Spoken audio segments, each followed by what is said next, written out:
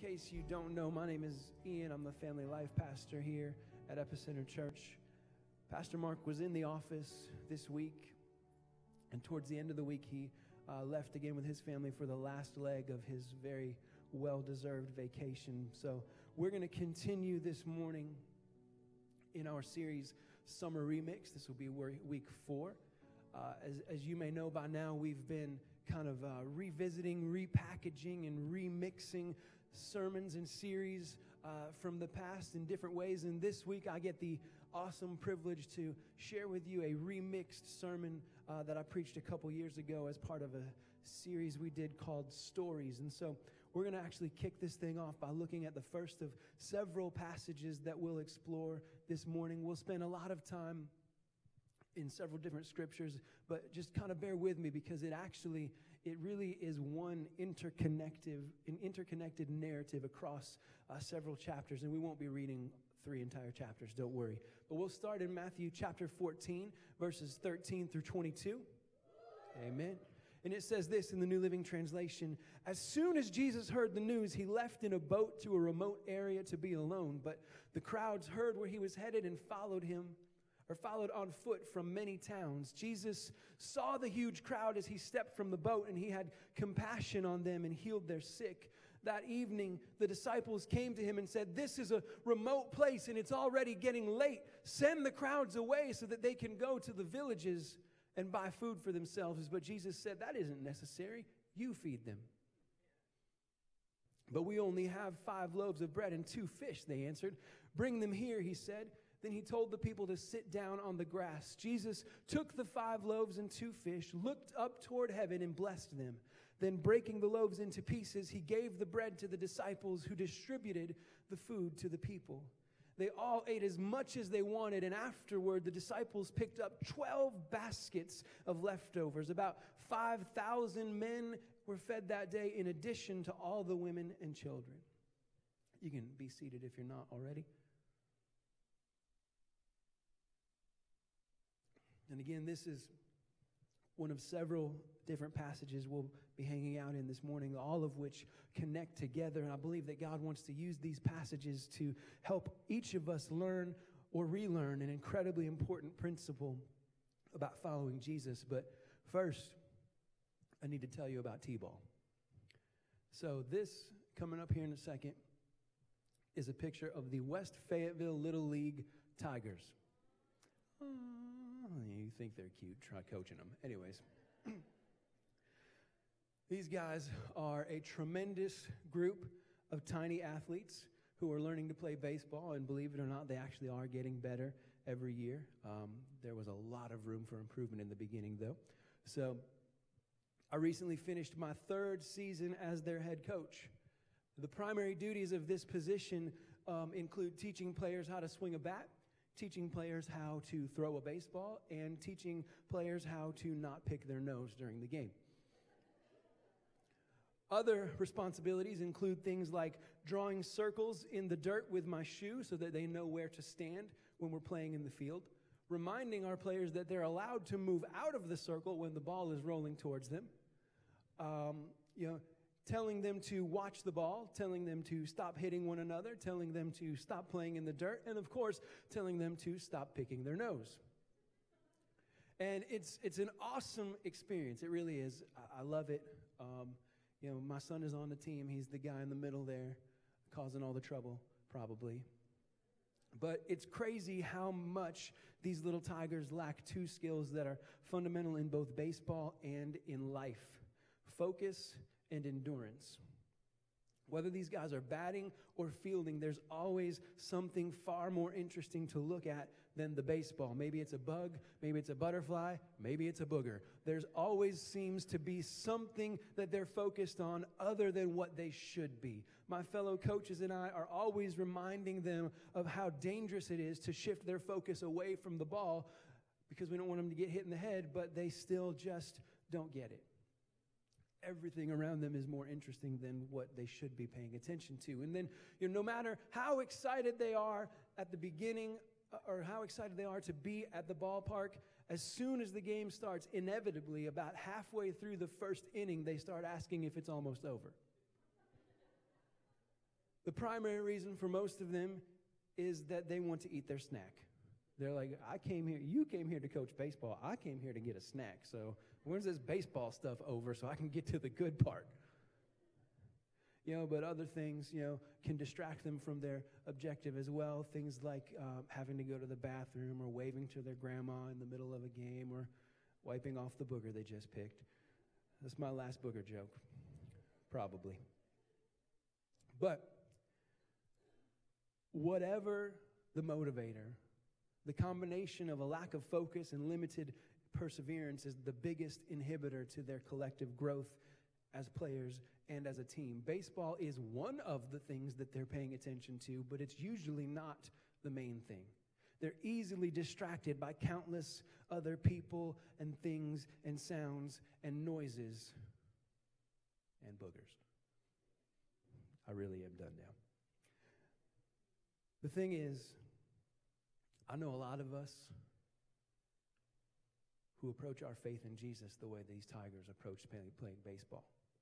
See, I've been one of those people on multiple occasions where we wake up every day intending to put our faith in Him, and yet we are quickly distracted by the things that life throws our way.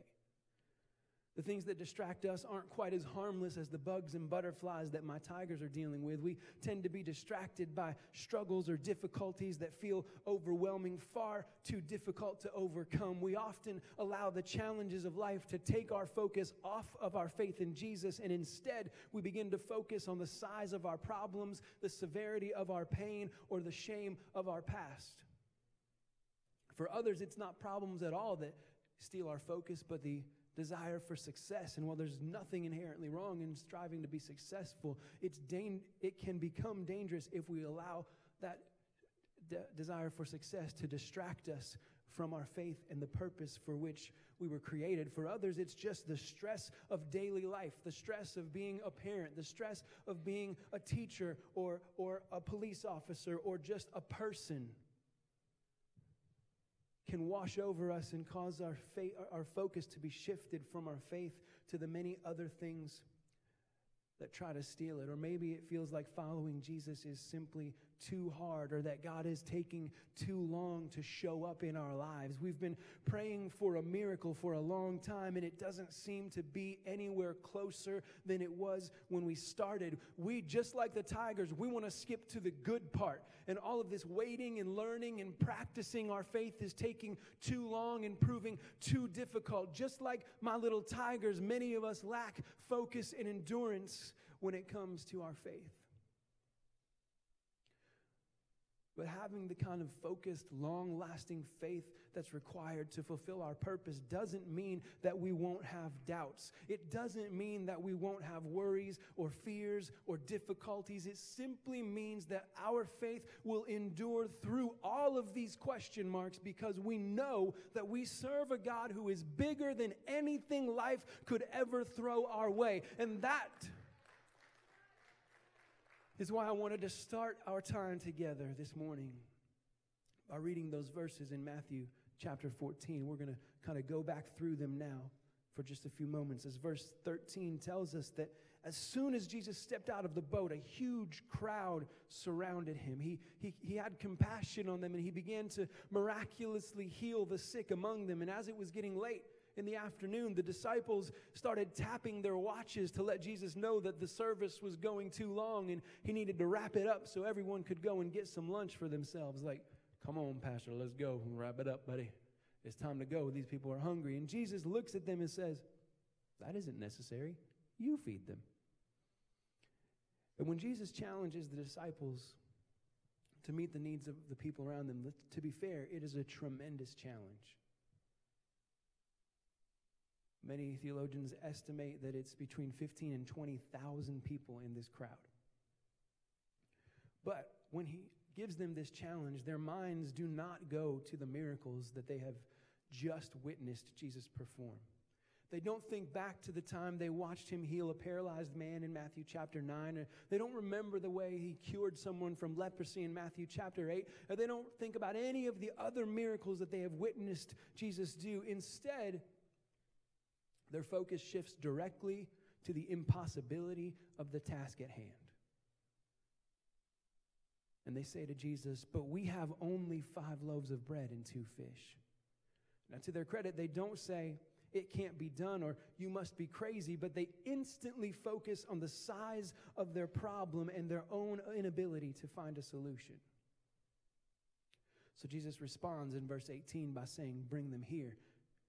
But when I read this response from Jesus, I imagine him saying it with the same kind of mixture of disappointment, frustration, and like, oh, well, bless your heart that I have when I tell my son for the 17th time that day that we don't jump on the furniture with our shoes on. Like, y'all still don't get this?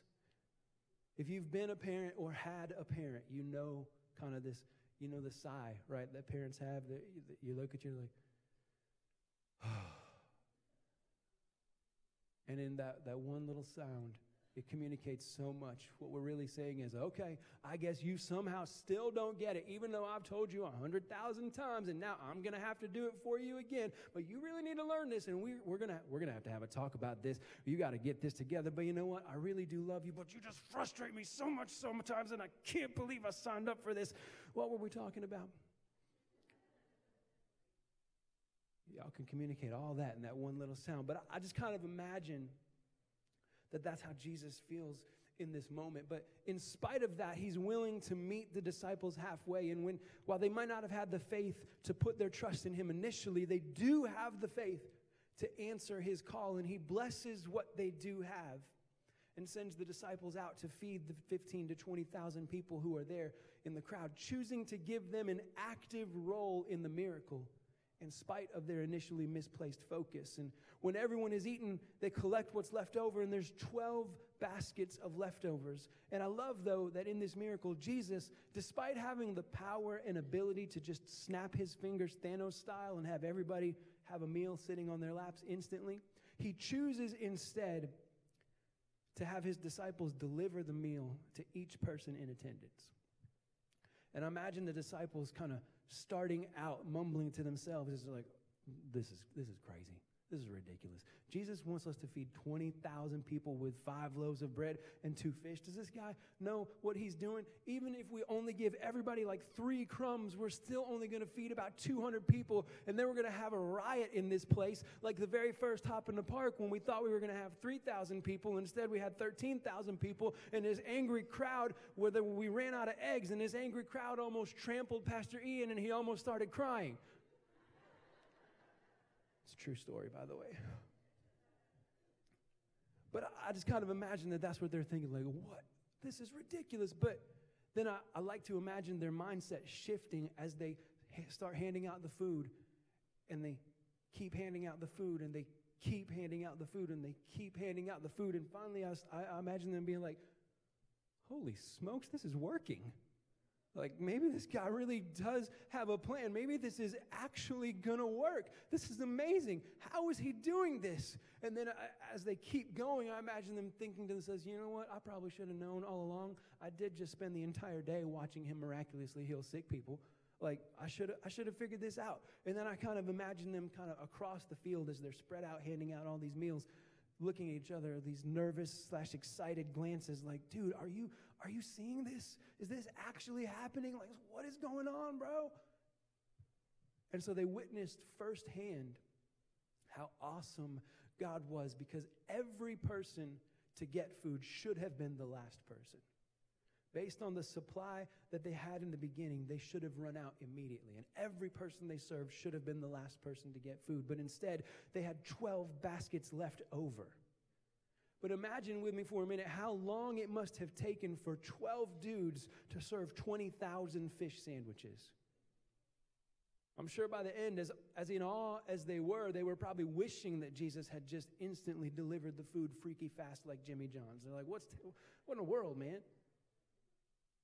Despite their initial lack of focus on their faith, we do have to give them credit because they kept on handing out that bread and those fish. They kept believing that God's power was bigger than their problem, even though the risk of being attacked by a hungry dude if they ran out was very real.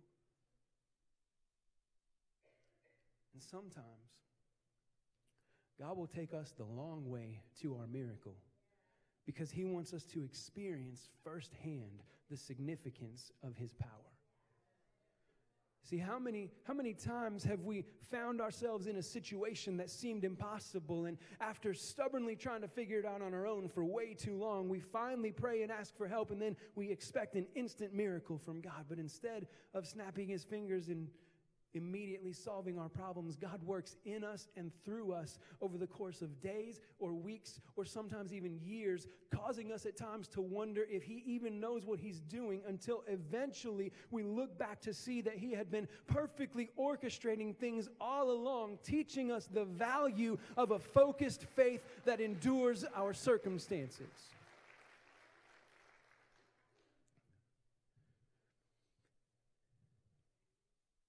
See, it's easier to listen to the stories about somebody else's miracle than it is to live through our own. It's easy or exciting, if you will, to come to church. Even last week, we had Teen Challenge here, and it was inspiring. And I'm not trying to downplay anything that God is doing in any of their lives, because it is incredible. These almost 40 men who are struggling with addiction, and we were here, and it's inspiring and exciting and amazing to hear the stories that of what God is doing in their lives. And we can come and we can clap and we can say, hallelujah, this is amazing, thank you, Jesus. And it's awesome to listen to the stories of what God is doing. But when we have to live through God trying to do something in our own lives, we don't just get the highlight reel. And so sometimes it can be frustrating, because we're like, what in the world, man? I heard Sister so-and-so tell about her story, and that took 5 minutes. I've been waiting 5 months. God, where you at? But again, sometimes God takes us the long way to our miracle so that we can experience the significance of his power. It's easier to listen to the stories of God working in others than it is to live through God working in our lives, because we've got to be there for the nitty-gritty. That's why it can feel so hard to have faith in the midst of the chronic struggles of life. And like the disciples saying, we have only 5 loaves and 2 fish, we so often get caught up in the but we have only situations of life, and we lose sight of what God can do when we put our trust in him. We might say, my marriage is falling apart, but I have only so much more that I'm willing to put up with. I need financial breakthrough, but I have only $3.86 in my bank account. I want to be a great parent, but I have only 0% more patience for the foolishness of my child. I want to get involved in what my church is doing, but I have only so much time and energy.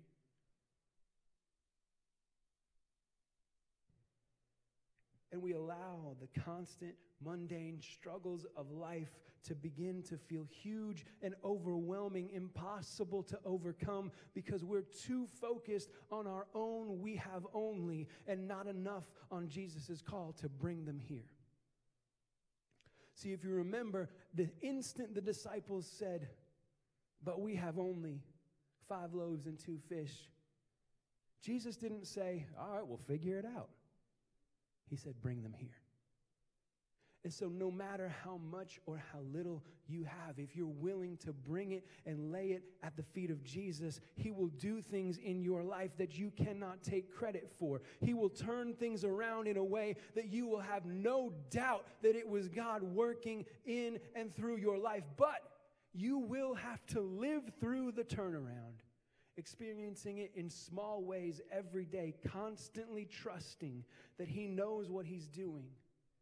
And that will take a faith that lasts. So the disciples have witnessed Jesus do the impossible through them. They've stretched their faith and they've lived through a miracle. And then Jesus tells them to hop in a boat and head home while he goes into the hills to pray. But look what happens next, starting in Matthew 14, verse 24. It says, meanwhile, the disciples were in trouble far away from land, for a strong wind had risen and they were fighting heavy waves. About 3 o'clock in the morning, remember that, about 3 o'clock in the morning, Jesus came toward them walking on the water. When the disciples saw him walking on the water, they were terrified. In their fear, they cried out, it's a ghost! But Jesus spoke to them at once. Don't be afraid, he said. Take courage, I'm here. So Peter called to him, Lord, if it's really you, tell me to come to you walking on the water. Yeah, come, Jesus said. So Peter went over the side of the boat and walked on the water toward Jesus. But when he saw the strong wind and waves, he was terrified and began to sink. Save me, Lord, he shouted. Jesus immediately reached out and grabbed him. You have so little faith, he said. Why did you doubt me? When they climbed back into the boat, the wind stopped. Then the disciples worshiped him. You really are the Son of God, they exclaimed. So I want you to remember that time, about 3 o'clock in the morning. And I think that Matthew tells us this because he wants us to understand that it was less than 12 hours after the disciples had finished cleaning up the fish sandwich feast. So less than half a day after experiencing this huge miracle, they're in trouble again. And in the midst of their trouble, their minds do not focus on the incredible miracle that they just witnessed 12 hours ago. They do not remind themselves, oh, it's going to be okay because we serve a God who's bigger than this storm. No, what they do is they freak out and think they see a ghost. And they're like, we're all going to die. But Jesus, ever the patient and compassionate person that he is like, guys, chill out. It's just me. So Peter, in this moment, he has this epiphany, if you will. He's like, holy smokes, that is Jesus. Because if he can feed thousands of people with almost nothing, then why wouldn't he be able to walk on the water? And if he's able to walk on the water, then why wouldn't he be able to help me walk on the water? And so he's in excitement. He's like, Jesus, dude, if that's you, tell me to come hang out with you. And Jesus is like, yeah, sure, come on in, man. The water's fine. And Peter jumps over the side of the boat, and he legit starts walking on the water. Imagine how awesome that must have felt to let his faith in Jesus become his focus and do something that nobody other than Jesus has ever done. He's not just surfing the biggest wave in record. He's not sailing through a rough sea. He is straight up walking on the water because in that moment, his faith and trust in Jesus was so strong that he believed he could do the impossible. And so he did. And then boom, just like that, his focus shifted. He started looking at the wind and the waves and forgot all about what Jesus was capable of doing in his life. He straight up forgot all about what Jesus had literally been doing 2 seconds ago.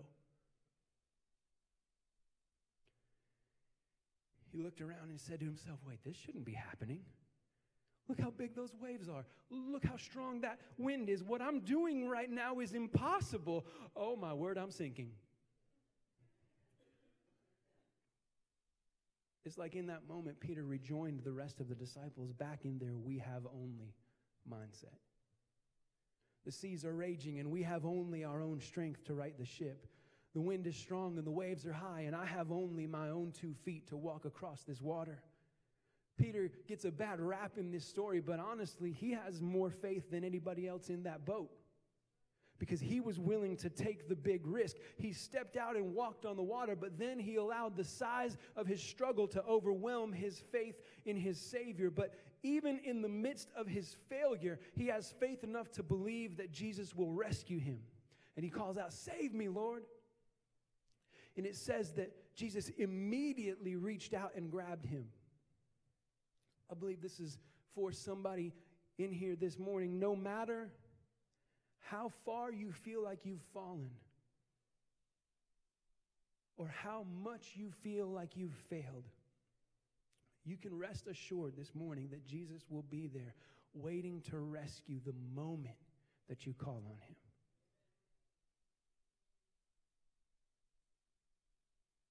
And so Jesus' response to this is, you of little faith, why did you doubt me?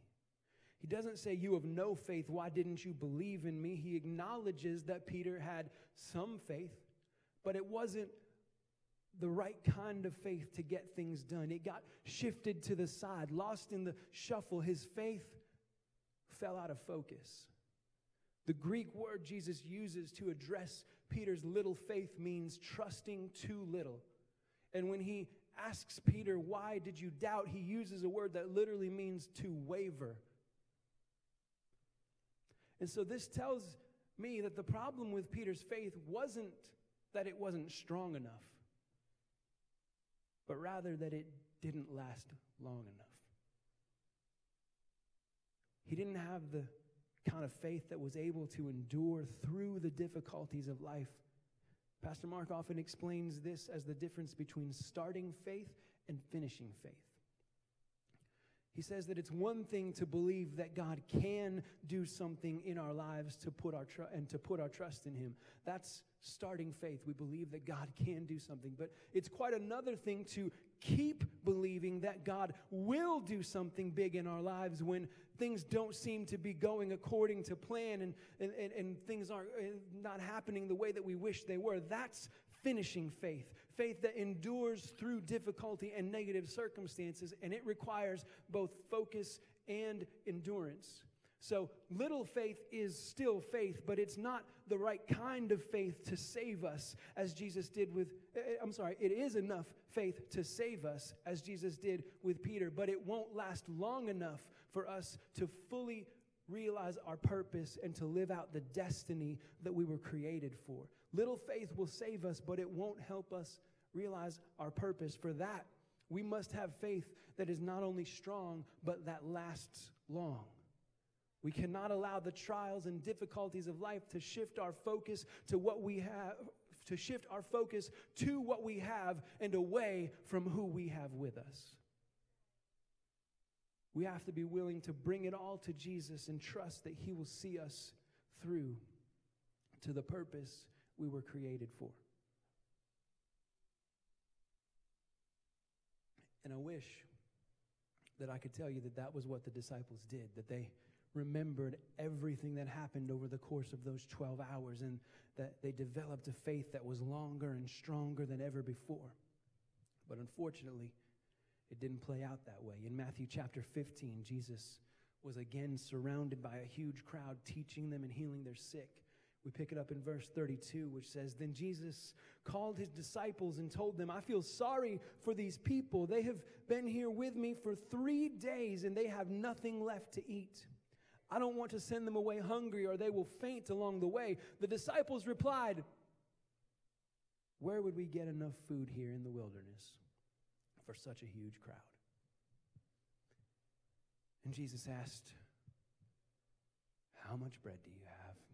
They replied, 7 loaves and a few small fish.' So again, Jesus tells the people to sit down. He blesses the food and hands it to the disciples to distribute it. Everyone eats as much as they wanted, and it says, afterward, the disciples picked up 7 large baskets of leftover food. There were 4,000 men who were fed that day, in addition to all the women and children." Does that sound familiar, anybody? Not too long after they had witnessed Jesus feed 5,000 men plus women and children with 5 loaves and 2 fish, their response is almost the exact same when He tells them to feed 4,000 men plus women and children with 7 loaves and a few fish. He is literally asking them to do less with more, and they reply by saying, "Where would we get enough food here in the wilderness?"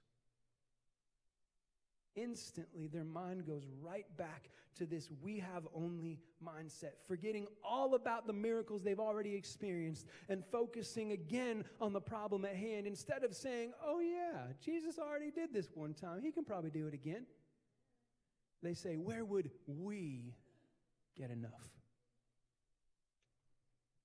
They show us again the danger in focusing too much on what we can't do and not enough on what He can do.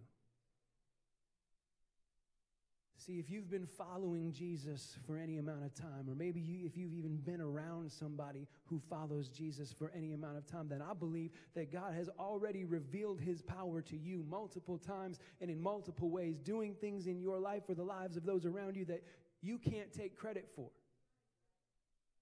We've almost all had those kind of experience where we know that that is God's hand at work in our lives because there's no other way to explain it.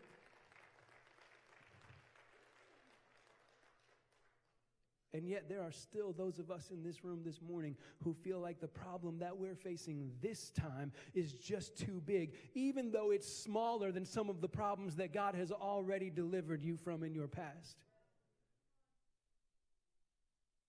We've already forgotten the miracles that we've lived through. We've already forgotten the ways that God has moved in our lives and provided for us time and time again. And so now this problem feels like the problem that He can't overcome because we're allowing ourselves to focus on what's in front of us instead of who is with us.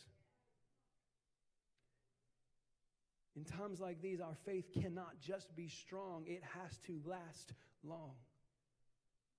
We get so focused on our flaws, our failures, and our shortcomings that we lose sight of how big and powerful and loving our God truly is. So many of us could have our lives completely changed if we would only stop saying, we only have this or we only have that, and instead say, I only have Jesus and that's all I'm ever going to need.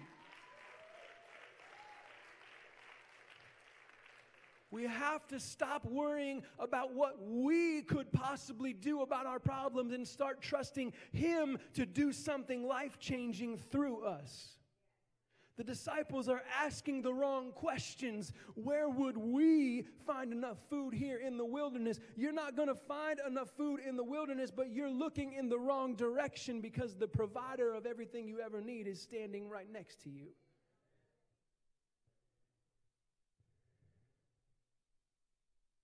Long-lasting faith is a faith that remembers.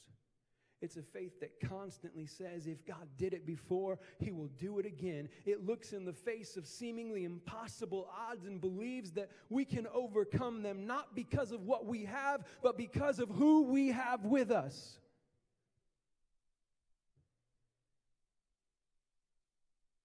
But way too often, we're as forgetful as the disciples were in Matthew 16, beginning in verse 5. It says this, later, after they crossed to the other side of the lake, the disciples discovered that they had forgotten to bring any bread. Uh-oh. Watch out, Jesus warned them. Beware of the yeast of the Pharisees and Sadducees. At this, they began to argue with each other because they hadn't brought any bread. Jesus knew what they were saying, so He said, you have so little faith. Why are you arguing with each other about having no bread? This word, you have so little faith, He uses the exact same Greek word that He used with Peter when he shifted his eyes to the wind and the waves and away from Jesus. He's telling His disciples in this moment that they still don't get it. They still don't trust Him enough. Their focus is still on the wrong thing. They still don't have the kind of long-lasting faith that they need to fulfill the purpose they were called to. He continues in verse 9 saying, don't you understand even yet? Don't you remember the 5,000 I fed with 5 loaves and the baskets of leftovers you picked up? Or the 4,000 I fed with the 7 loaves and the large baskets of leftovers you picked up? Why can't you understand that I'm not talking about bread? He says to these disciples, guys, what is wrong with you? You were there. You watched me pull enough bread for 20,000 people out of nothing. You watched me pull enough bread for 14,000 people out of nothing. There are 13 of us in this boat. I think that I can handle it. Why don't you understand that I'm not talking about bread?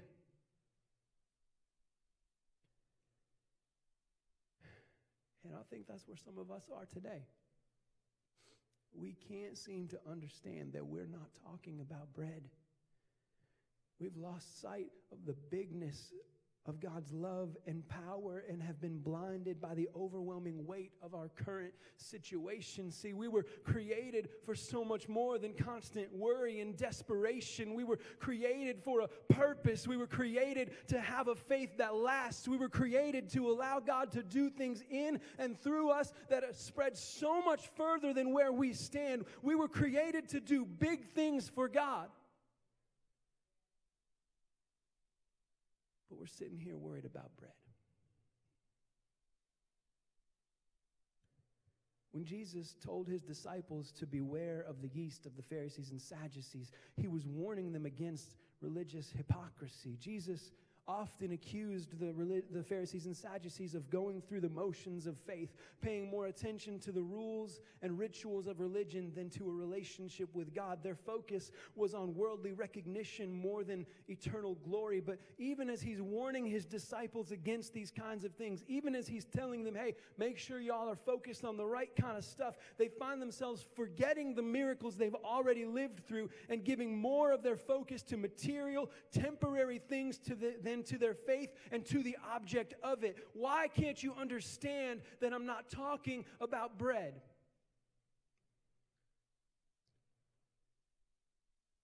And here's the thing about the disciples. The stories we've read today make them look pretty foolish and pretty faithless. But we have the benefit of hindsight and of having days and weeks worth of events condensed into just 3 chapters. So as we're reading, it's easy for us to say, you big dummies, that just happened 50 verses ago. Why don't you remember?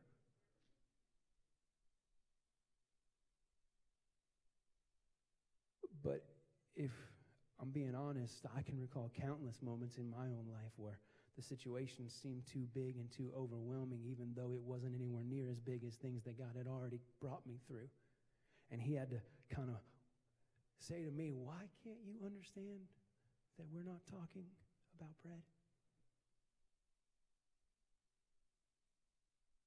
The thing is, it's easy to forget the things that God has done when it doesn't feel like he's doing anything right now. And that's why long-lasting, enduring faith is so important. See, as small and as short as the disciples' faith may have been at times, to their credit, they never stopped believing. And eventually, they got their acts together. They endured persecution, imprisonment, torture. They spread the gospel across the entire world. They performed miracles on their own and preached God's word to crowds of thousands. They fulfilled their destiny and realized their purpose, not because they unlocked some sort of hidden power within themselves, but because they developed the kind of long-lasting faith that no longer focused on what they had, but rather on who they had with them. As the band comes back this morning,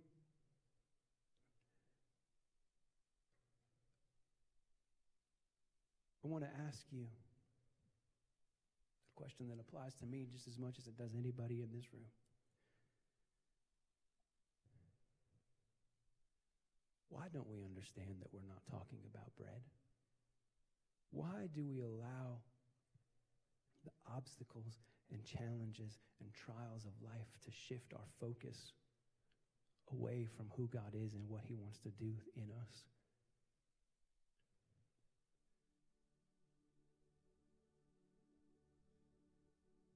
When all it takes for us to change the world, when all it takes for us to realize the purpose and the destiny that we were created for,